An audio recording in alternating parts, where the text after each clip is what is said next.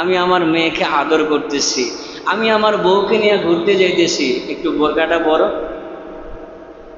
কয় বোরকা পরলে গরম লাগে। কি লাগে? গরম লাগে, দম বন্ধ হয়ে আসে।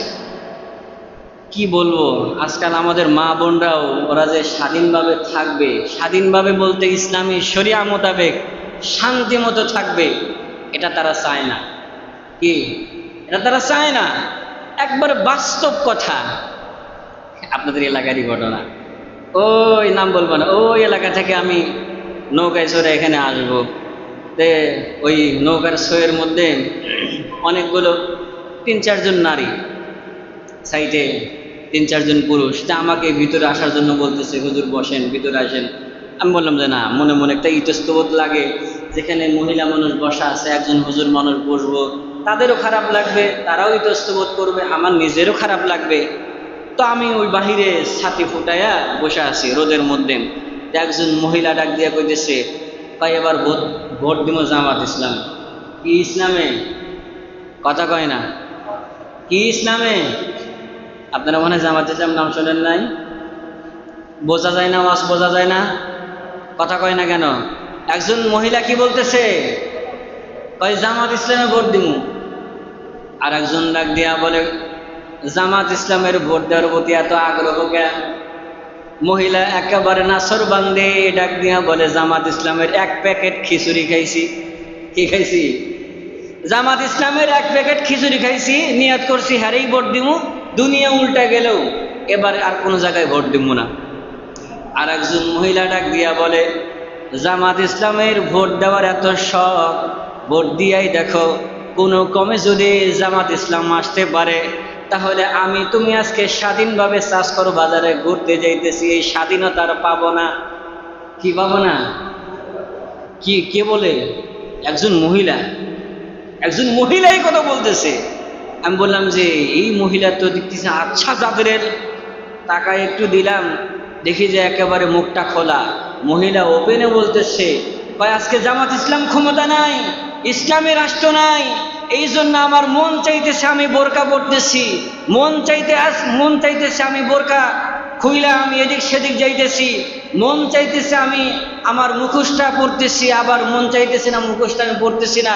কিন্তু জামাত ইসলাম বা ইসলামী রাষ্ট্র যদি এই বাংলাদেশে কায়েম হয়, তাহলে আর একা একা যাইতে পারবা না, স্বামীকে ছাড়া, ভাইকে ছাড়া যাইতে পারবা না। দেখছেন কি চিন্তা ভাবনা, শয়তানি চিন্তা ভাবনা। সে বলে স্বাধীনভাবে চলতে পারবে না। কি পারবে না? স্বাধীনভাবে চলতে পারবে না। আচ্ছা বলেন তো দেখি, এই বাংলার জমিনে, এই বাংলাদেশে একজন নারীর কি নিরাপত্তা আছে? একজন নারীর কি নিরাপত্তা আছে? ইসলাম কি বলে? একজন নারী ঘর থেকে বের হবে, তার সঙ্গে মাহরাম পুরুষ যাবে, হজ করতে যাবে, সে একা একা যাইতে পারবে না, তার ভাইকে সাথে নিতে হবে, না হয় তার স্বামীকে সাথে নিতে হবে, না হয় তার পিতাকে সাথে নিতে হবে। আর সে একা একা চলতেছে, কয় স্বাধীন থাকবে না। কি থাকবে না? এর জোরে বলেন না, কি থাকবে না? নারী স্বাধীনতার নামে এলো কলঙ্কের জোয়ার, একে নারীর অধিকার, কখন জানি শেষ হবে এই অশ্লীলতার। ঠিক কিনা? আওয়াজ নাই। আমার জীবনে মরা শ্রোতা এরকম পরিস্থিতি ছাড়া আর কোনদিন পাই না। একটু গরম গজর মসজিদ কাবা হালাইবেন, হে কি সে মনে কি গায়ে রস কস কিছুই নাই, ভাত পাঁচ কিছু খান না, সকালবেলা পান দেখাইছেন।